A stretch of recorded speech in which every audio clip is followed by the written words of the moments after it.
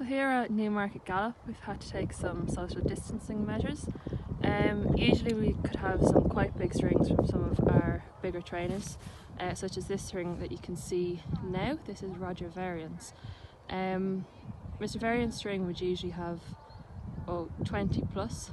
As you can see here, he's cut them down into groups of 6, and you can also see they're quite spread apart within their group of 6 and in single file. So in front of us here is Sir Mark Prescott's wall. This is at the bottom of Long Hill. You can see 3 of James Tate's string walking along here in single file and maintaining their social distancing. So if we come around here, it's Long Hill Potty Track to our right, along with Warren Hill, and Long Hill up the top with the town canter on our left behind that hedge there. So here we have set up a sign, and at the moment it reads, "Thank you for social distancing and please continue to keep your distance." I don't think it's coming out very well on the video though, sorry about that. At the start of the pandemic it did read, "Keep single file and maintain social distancing at all times." This is to remind our riders, as the majority on Berry side cross in the wall behind us, so to remind them to all keep social distancing and keep single file in an effort to ensure that all of our users on the gallops are adhering to government guidelines. So here we are on Warren Hill, and Warren Hill is the most famous sort of gallop in Newmarket. It's what everybody sees, and it's the busiest part of the town because it's what people use for routine cantering. And the galloping grounds really are twofold. Berry side, there's the Limekilns, and then far over there is railway land. The other side of you can see the sales complex, and then at the top you can just see the grandstand, and that's racecourse side. So really we're divided into 2 halves. There's 2,500 acres of gallops here and roughly 2,500 horses using it. So it's a pretty intensive setup. If you like useless information, where we're standing now, the grass here was sown in 1666, and I don't know when you all went to school, but it was the Great Fire of London, if you're struggling to remember. So that's when it was ploughed, and it's never been watered or fertilised or ploughed since. It's just as you see it. And if you really want more useless information, behind me is Warren Hill Wood, and there's a trig point on the corner there, and that's the highest point between here and the Urals. Now that's a very, very long way, and no one ever believes you until they're here when there's an east wind blowing, and then they always believe you because it's the coldest place on God's earth, but it's just when we get an east wind.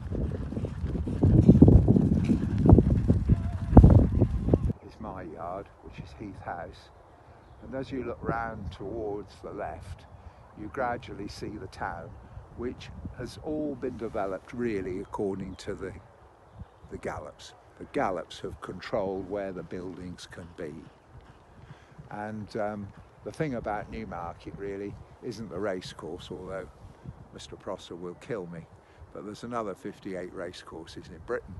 But the thing that makes Newmarket is the gallops. And it's because of the gallops that the blacksmiths and the trainers and the sales companies and the insurance companies came. And Newmarket has been determined by the gallops. And famously, the railway went 1.25 miles under it.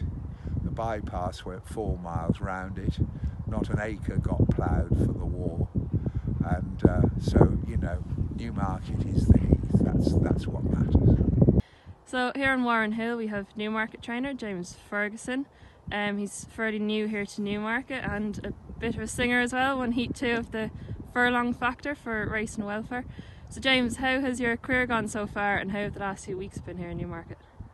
It was always an ambition of mine to start training, so you can't really choose when as such, but it wouldn't have been the best year to start training. But listen, I'm still loving it, and we were very, very lucky. We got off to a fantastic start, and we had our 4 winners. But now, obviously, with the pandemic as it is, with racing slightly on hold, we're just very much looking forward to everything getting back to normal. I'm very lucky. I've got a very, very good team, and the mood in the yard is still very high. You know, at the end of the day, we've got to be very, very fortunate that, you know, the jockey club and we're allowed to carry on training, which means we're still allowed outside, and we're still allowed to see our horses train, which is a massive bonus, considering that most people are not allowed to work and stuck at home. So that's a grace, really. Obviously, it's been a testing time not having any racing, you know, from an owner's point of view and from an actual training point of view. You know, it's very difficult to decide to determine when we're getting our horses ready for, but you know, everyone's in the same boat, and we're actually, you know, decisions are to be made by the government before we do anything. But you know, it's great to know that everyone's hopefully got our back, and hopefully we're going to get racing back on track pretty soon. You know, like I said, the mood around Warren Hill has been different, but you know, everyone's sticking together, and everyone's in this together. And at the end of the day, we know there's an end goal, that we'll hopefully get back racing soon. And you know, at the end of the day, I think we've just got to bless our stars that we're allowed to carry on and get up in the morning. This is Warren Hill Plantation. A lot of horses that canter up Warren Hill come in here afterwards just to walk around or have a graze, as you can see some Mark Prescott string doing now. As you can see over there on the right hand side, one of his hacks is just grazing loose. An awful lot of trust, but it seems to work. So here we have the Alba Hatchery. You can see 2 horses doing a piece of work there in front of us. So as this suggests, this is a galloping track. It's named after a horse owned by Sheikh Hamdan. She won many races, including the Lowther Stakes and the Irish 1000 Guineas and the Princess Margaret Stakes. This gallop is probably most famous in recent times for the Mighty Frankel, as this is the gallop where he bypassed the train. So he was able to do that because behind us here, behind these hedges here, this is where the train tracks run along. So as you can see there right in front of us now, that is the old gatehouse, and the train track runs all the way up along that fence behind the hedging. And as you can see, the gallop pretty much follows the same line. So here we are down at the Limekilns on Berryside, the sign for the Golden Mile, which is the peat moss gallop just that runs along the hedge here. So as the name suggests, it's 8 furlongs long, and as we work our way across the Limekilns, we get the long gallop, which is 1.4 miles, followed by the short gallop, and then in the distance there along the other hedge is the round gallop, which is the second peat moss, and it's 1.4 miles long. So the round gallop is probably more famous for the lead up to the Derby, so contenders often come here to run it backwards, as it's quite similar to the Epsom track when run backwards. So this is Racecourse side. You can see there in the background the Ready Mile grandstand. So if I just take you around this way, you can just see how vast of an area of grass gallops we have, and just how much turf is actually here. So I'm not sure if you can see very well, but all those discs in the different colours are all the different gallops set out by our team. And as you can see in the distance here, coming up, this is Mohammed Mubarak string, and they are on the summer gallop. So it opened relatively recently this week in preparation for the season ahead, and as the name suggests, it is open for the summer months. This is Hamilton Hill. It's a cantering track on Racecourse side, over 3.5 furlongs. It's on a slight incline. It's quite a picturesque track in between the trees, especially on a sunny day like today. So behind those trees there's just wall-to-wall training yards, and they're all on a private road called Hamilton Road, which is owned by Jockey Club Estates.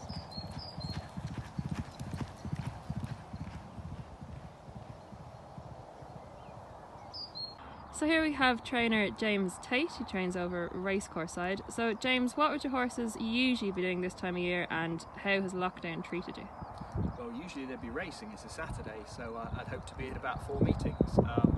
No, all joking aside, this is the first Saturday morning where we've done anything like what we would normally do in the summer.